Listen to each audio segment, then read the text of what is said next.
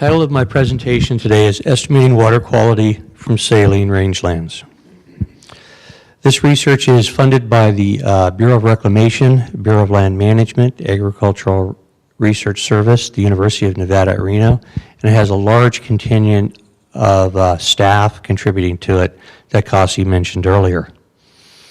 Background, I'll go over this as Kasi had already did this fairly quickly. The Colorado River provides water to about 36 million people and irrigation to nearly 4.5 million acres of land in the United States and Mexico. Damages within the United States are estimated currently to be almost $400 million per year. About 55% of the salt loading comes from rangelands in the upper Colorado River Basin, as estimated by the USGS. This then leads us to the conclusion that there's a potential to reduce dissolved salts loading to the Colorado River through land management activities. The project started essentially 3 years ago when we were asked what was the status of our knowledge of salt transport processes on rangelands in the United States by the Bureau of Reclamation. We then convinced them and our partners in BLM that the best way to answer that question was to do a worldwide literature review and synthesize that knowledge and what was known about transport processes on rangelands. This was completed. It's being published in a hard version right now. There is also available through the National Agricultural Library at this address right down here. It's downloaded. The way this is an annotated bibliography. So we have the abstracts and the authors in there on each page. If you go to the website, you can do an electronic search throughout the entire document by keywords. It also has what we call a dynamic bibliography aspect to it, so that we left the algorithms live on the computer there at NAL, so that when this was completed essentially a year and a half ago, and we went to publication, more manuscripts have come out. So how do you stay current? So we left that whole search algorithmic activity operation on the website. So if you go there, you can click on it, and it'll then pull through the literature and update this bibliography with what is published since when we published the hard copy to keep it current. Our project objectives were to develop technology to assess rangeland ecological sites' potential to deliver salts to the upper Colorado River. This is one of the sites that we sampled. We call this Dry X. It has a matte-forming salt bush on it. And this is the effervescence that Kasi had mentioned, salt crystals that form naturally on the salt through evaporation. The approach is to use the Walnut Gulch Experimental Rainfall Simulator to quantify salt processes on these rangelands in the upper Colorado River Basin. It is located, our research is focusing in Major Land Resource Area 34B, the warm central desertic basins, mountain and plateaus region. This is the locations of the 2 sites we have completed right now. We are funded to do an additional 5 sites, then to characterize the entire Colorado River Basin and stratify that by different geologic formations and salt types. Today we're going to be talking about just these 2 sites that we completed last summer. There are 4 rainfall intensities: a 2-year storm, 10-year storm, 25-year storm, 50-year storm. These storm intensities were provided to us by using the NOAA Atlas 14, using the lat longs of each of the sites. There are 3 replications per each rainfall intensity. A total of 12 plots per each site were evaluated. The plots are 2 meters by 6 meters long. We have a total of 24 plots we're talking about today in our analysis. Physical classifications of the site. The Price site is classified as a Parazo loam. The vegetation is classified as a desert loamy site. It has a shad scale as the dominant species on it. The Dry X site is classified as a Chapita badland complex. Vegetation is classified as a desert shallow clay range site. There's potentially 2 different range sites out there, or ecological sites, and they're dominated by a matte salt bush.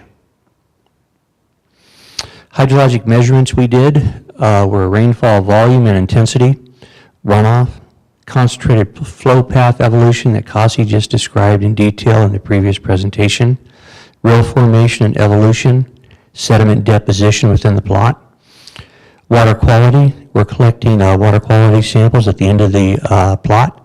We're analyzing that for total sediment, as well as anions, the cations, electrical conductivity, cation exchange capacity, pH, calculating the sodium absorption ratio, SAR, then adding those information up to get a total dissolved solids and sediment load. Soils are sampled at 0 to 5 millimeters to get that surface crust, 6 to 50 millimeters, and 51 to 100 millimeters. One of the questions we were asked by the Bureau of Reclamation was, when it rains, are we pushing salts into the soil that then just re-evaporate and come back up as that effervescence, or are they being flushed and moved off-site? So we're measuring the soil before and after each rainfall event. Combining that with the water quality, we should be able to do a salt budget and determine where the salt was before the rainfall event and where the salt ended up after the rainfall event. Rainfall Simulator here is the Walnut Gulch Experimental Watershed. This shows the vegetation at Price, as Cassia had done. We have electrical resistance sensors here, so we can get salt coming off the plot. We have in different segments of the plot to look at contributing areas as far as fractions of the plot. Total salinity aggregated right here in electrical resistance. Supercritical flume for measuring the hydrologic processes of flow and depth. And then we take volumetric samples, 1 liter samples times samples, then to get sediment concentration, and then we follow that up with a second bottle, then for analysis for water quality. This is an example then of some of the hydrographs from plot 6 at Price, Utah, showing the difference between the 2-year and the 50-year precipitation event. So even at the 2-year storm, we did get some runoff. It didn't start then until approximately 20 minutes, and we got very minor runoff. At the 50-year storm, now these plots are run dry, so there's only one intensity on each plot because we did not want to confound this research then with previous rainfall events. You can see that at 5 minutes it started runoff, had a rapid rise in the hydrograph. At approximately 13 to 15 minutes, we would call that a stable hydrograph, where we were at steady state flow. And then here is the, after rainfall event ends, you can see how rapidly these plots drain out. When we start analyzing the data then, if we take a look at the relationship between precipitation and runoff, steady state runoff as expressed in millimeters per hour, and precipitation, you can see that there is obviously, as we would anticipate, a very strong rainfall intensity interaction here. So there's the 2-year storm, the 50-year storm. Our ability to estimate steady state runoff from these two sites, given that we know the precipitation intensity and duration, has an R-squared of 0.91. If you look at just knowing precipitation, can you then correlate that to sediment concentration? And the answer is basically no. There are other processes going on, and you need to understand those. You just can't know precipitation and jump right to sediment based on this experiment. If you look at precipitation and you can go to dissolved solids, again, you have an even worse R-squared because you have an error propagation issue where if we're estimating dissolved solids from the sediment, if you're poor at estimating sediment, you're even going to be worse at estimating your dissolved solids. So we have to do something else, and that's why we're investing so much time and effort in the REM model, so we can actually model these and do a better job of predicting runoff and dissolved solids. If we look at sediment concentration then and slope, you see that there's the dry X site, which is up here, was around 18 to 20% slope in that area. The Price site down here was probably 5 to 10% slope. Slope, as we've seen in other presentations today, really dominates erosion processes. So the sites separate out, but if we add them together, we have an R-squared of about 0.73. So slope is very important in our ability to predict sediment concentration.